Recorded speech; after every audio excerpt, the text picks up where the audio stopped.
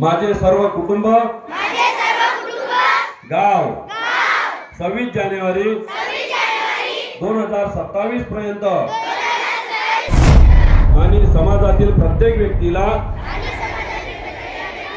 वाचन, लेखन व संख्या ज्ञान शिकवण्यासाठी प्रयत्न करेन। मी किमान 2 असाक्षर व्यक्ती साक्षर करण्यासाठी राज्याचे 100% साक्षरतेचे ध्येय